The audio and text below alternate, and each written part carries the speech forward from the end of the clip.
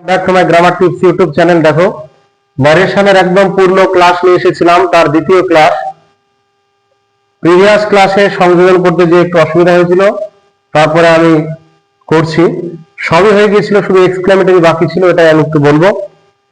দেখো, exclamatory 7 number rule কি আছে? What a fool you are, said the teacher.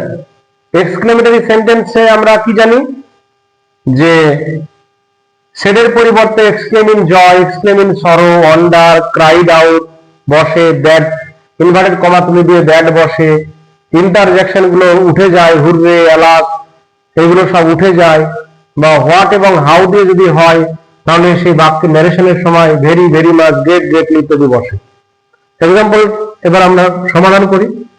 The teacher said, the teacher exclaimed, the teacher exclaimed that, দেখো what a ফুল, এরকম এটা change হয়ে কি হয়ে যাবে? গ্রেট হয়ে যাবে, ভেরি বা ভেরি মাচ ইত্যাদি হয়ে যাবে। The teacher exclaimed that you are a great fool. তুমি যদি বলা হয় তাহলে আই ধরে নেয়, যদি আই করো তাহলে অসুবিধা নেই। আই তাহলে ভার্ব বসাতে হবে, আর আছে মানে প্রেজেন্ট টেন্স, এদিকে পাস্ট টেন্স, তাহলে আই ওয়াজ এ গ্রেট ফুল। এই হোয়াট পরিবর্তন হয়ে কিন্তু কি হলো? গ্রেট বসে গেল। এবার আরেকবার রিক্যাপ করে নিই। প্রথম এক্সাম্পল দেখো, এই দুটো কিন্তু অ্যাসার্টিভ ছিল, অ্যাসার্টিভ সেন্টেন্সের নারেশন। হ্যাঁ, অ্যাসার্টিভ সেন্টেন্সের নারেশন যেখানে দ্যাট হয়, চিরন্তন সত্য, তার জন্য কি হয়েছে? একই বসে গিয়েছে।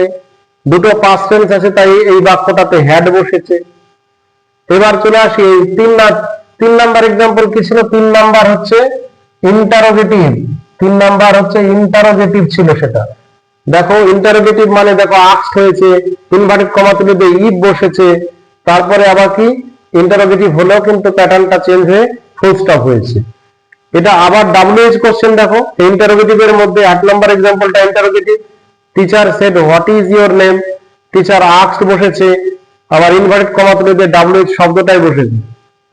এবার দেখো 4 এবং 5, এটা হচ্ছে 4 এবং 5 হচ্ছে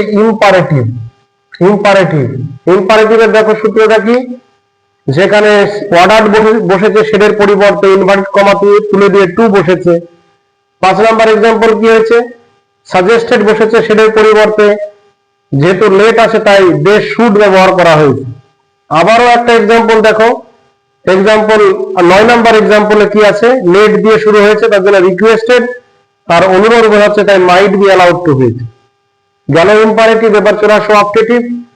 6 নাম্বার এক্সাম্পল কি আছে? অপটেটিভ আছে, ইচ্ছা বা প্রার্থনা সূচক বাক্য, যেখানে সেডের পরিবর্তে প্রেড হলো, আবার মে থেকে মাইট হয়ে গেল, কিন্তু এটা মনে রাখতে হবে। 7 নাম্বার এক্সাম্পল কি আছে? এক্সক্লেমেটরি সেন্টেন্স, যেখানে কি আছে? দ্য টিচার এক্সক্লেমড বসলো, সেডের পরিবর্তে দ্যাট বসিয়ে, আবার এই হোয়াট এর জায়গায় কি হলো? গ্রেট বসে গেল। তাহলে এই ভিডিওতে পুরো assertive, interrogative, imperative, optative, exclamatory পুরো 5টা ন্যারেশনের কিন্তু নিয়ম কিন্তু আলোচনা হলো। পজ করে দিয়ে বা খাতায় নোট ডাউন করলে, হ্যাঁ, অবশ্যই কিন্তু ন্যারেশন চেঞ্জ, যদি নতুন যারা শিখছে তাদের ক্ষেত্রে উপকার হবে, এবং কি হবে? অন্য নতুন একটা কোশ্চেন দিলে কিন্তু ন্যারেশন চেঞ্জ করতে পারবে। তাহলে আশা করি ভিডিওটি ভালো লাগলো। কেমন হচ্ছে অবশ্যই কমেন্ট বক্সে জানাবে, এবং এমন ভিডিও পাওয়ার জন্য লাইক, কমেন্ট, সাবস্ক্রাইব করবে। ভিডিওটি দেখার জন্য ধন্যবাদ।